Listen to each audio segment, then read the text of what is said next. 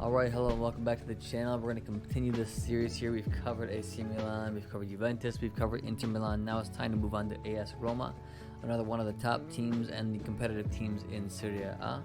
I'm going to keep with the same formula. We'll talk about departures, we'll talk about arrivals, give you my take on the overall team, how I think they did this transfer mercato, where I think they're going to be at, and give them an overall rating for this summer mercato. So let's get right into it. As far as the departures goes, there's really not too many. The big one to talk about is Edin Dzeko. Of course, he left basically for free. I think it was a very nominal fee of about 1.5 mil. He went to Inter Milan.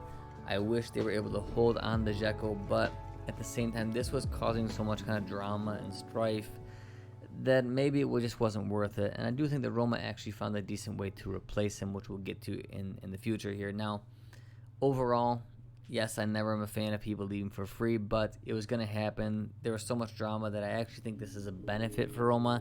Not that Dzeko's bad. I think Dzeko's amazing, but it's just that it was causing so much strife around the club. I don't want that to be the focal point of Roma, so it's probably a good idea he's moved on. Next here, we've got Cengiz Ünder. Actually, two players gone to Marseille, Cengiz Ünder and Pau Lopez. Both have gone to Marseille, both on loan. Pretty cheap loans, about 500k and 700k respectively for each of them. With, I believe, the buyouts for Ünder is somewhere around 8 or 9 mil, and then Pau Lopez around 12 mil. So not too much money there out. Ünder, I think they probably could have gotten more for, but it is what it is. I don't think they were going to use them that much. And I think they found adequate replacements, and I like who they've kind of brought back. Especially seeing, Carles Perez more, and I'm glad he's going to feature more, hopefully under Mourinho. I think he's a great player, very, very quick and tricky, and he's kind of the player who I would say takes over for Ünder at Roma, and I think he's going to do a better job. So I think that that's not really too big a loss. The other one is Florenzi. He really didn't have a spot at Roma anyways, and he's gone across to Milan, so really no harm, no foul there. So not much to talk about with the departures of Roma besides Dzeko. That's really kind of the biggest one, and really the only one I think made a big impact. So now we'll move on to the arrivals, which is a bit more exciting. Not much has been done here. There's just a few. Rui Patricio, who's going to take place of Pau Lopez. I think he's just a much better keeper. He's more reliable. Of course, being Portuguese, Mourinho's going to know him very, very well. And I just like him as a keeper. You got a good, stable pair of hands back there. I didn't trust Pau Lopez too much, but now you've got an actual class keeper back there. I think it's going to give a lot more just kind of steadiness to that defense and to the back line, give a little more confidence to them. So that's a very good signing then. With the unfortunate injury to Leonardo Spinazzola, who was, in my opinion, the player of the tournament at Euros this summer until he got injured. With that unfortunate injury, they have replaced him, or tried to replace him, with Matias Vinha from Palmeiras. I believe the fee was somewhere around 13 million. This is a good transfer. It's when Spinazzola's back and when he has his health back, he's going to be the starter. He's fantastic and one of the best players in the world on that left side. But Vinha is a good player. He's very energetic, has a lot of good pace.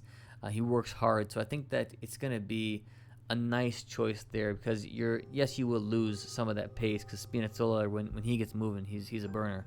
But Vinha is still going to be a very solid choice. So I like what they've done there with that signing there. It's going to kind of mitigate a lot of the kind of loss that you would have felt losing Spinazzola. So good choice by Roma. There's only two more left to really discuss here, and one is going to be Eldor Shomurodov from Genoa. I believe they paid about 17.5 million for him. This guy, in my opinion, is going to be a hidden gem. Keep an eye out for him to be one of the kind of surprise stories of Serie A, and maybe not a full surprise story, but he's going to be one of those guys who people didn't expect him to be that good, and he's going to be amazing. He's got quite good size on him, quite good strength. He's very, very agile for his size, and he seems to have a ton of class, quality, technique, and skill already in just the first few games you've seen. Anytime he comes on, it's like a whole ball of excitement has just come onto the field. Roma starts playing with the increased intensity. When he has the ball, he looks dangerous every time. Maybe he's one of those guys who just needed to move to a very good team to really see his potential explode. So I've got a lot of hope in this guy. I think it's a great transfer for them. And it's going to help mitigate a lot of that loss they would have felt with Dzeko. But really the main one that's going to help with that is going to be the last one here that they pulled off late in the window. Tammy Abraham. He's tall. He's nowhere near as strong as Dzeko. Doesn't have the hold-up play that Dzeko has, but Abraham's got a lot of technique. Is he as technical as Dzeko? No. Can he get there? Yes. Abraham was a great signing. He's a good focal point. And what he does bring is, yes, he won't bring the same hold-up play. He won't bring the same kind of technique and dazzle that Dzeko can, especially as such a big guy, the way that Dzeko was able to control the ball and dish it out. I mean, it's like he's a much smaller guy playing in a bigger guy's body. You're not going to get that from Abraham, but Abraham is going to give you much more athleticism because he's got a lot of pace. And honestly, I think this is the perfect signing for AS Roma. The fact that you are now going to have still a focal point, still a tall guy that you can actually shoot balls into, and he can get his head on them, and now he's got that pace to beat the last defender and cause problems in that way. I think that Roma is going to be one of the most exciting teams out there. I mean, mind you, the most exciting signing and the biggest signing is actually Jose Mourinho. He's going to instill more of a winning mentality into this team. I actually think it's the perfect level of team. He's not going to a Juve where he's expected to perform immediately, and I actually think he would have probably failed at a team like that. And he's not going to a lower table team or some like a mid-table team where he's really got to build up again. He's going to this team that's kind of on the cusp, like Roma. I think this is the perfect situation at the perfect time, and I've got to say, they have done a great job with this mercato. They didn't add any midfielders and didn't add any defenders, and I don't really think they needed to. I'm not the biggest fan of Ibanez, but he's young. He can still grow. I think he'll be good. Mancini is hit or miss sometimes. Sometimes he plays lights out. Other times he's okay. But both of them are at least starting quality, and they're young, and they will get there. I do have faith in that. And once Spinazzola comes back, you've got a top-notch player on the left side, and then a good, solid backup in Vigna for there too. Their midfield is excellent with Cristante, Pellegrini, with Vertut, who's one of the most underrated midfielders out there in Serie A. So I think overall the team is very, very good. You just had to fix that attack, and they did a great job by bringing in Shomurodov, bringing in Abraham, and you're just going to see it come more together. And already in the first two games, I mean, they look pretty dynamic. And lastly, even though it's not a new signing, you've got to say one thing that's going to feel like a new signing is bringing back Zaniolo, getting him back from injury. I hope he stays healthy. It's going to be such a task for him to stay healthy, having double ACL injuries. That's hard to come back from, and it has ruined a lot of players' careers. He seems really driven, though. There's something about this guy. He seems like he really wants it, and he's one of my kind of top young Italian talents. As far as that goes, the biggest Italian talents that I really like are Sandro Tonali, Nicolo Barella, and of course Nicolo Zaniolo, who I think that those three are my kind of favorite three of the younger generation here. There's a bunch of different ones I could talk about for a different episode, but those three really kind of stand out in my mind. So it's exciting to see Zaniolo back. It's like a new signing, even though he's technically not.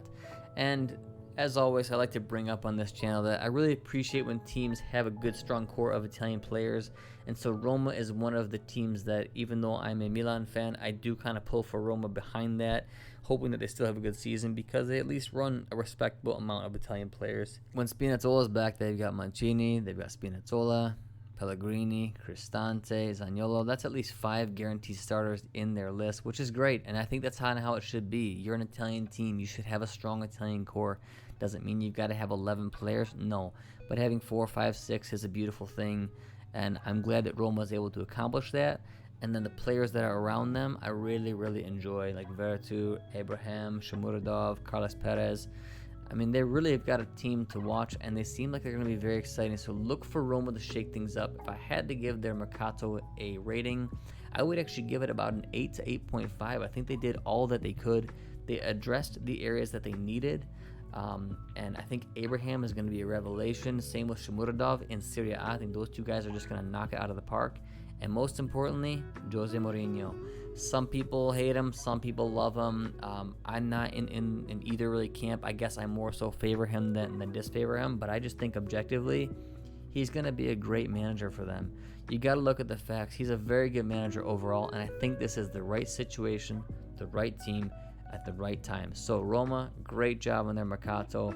Look for them to make some waves in Serie A this year. Take care, everybody. Thank you for listening, and I hope you enjoyed this content. Until next time, ciao.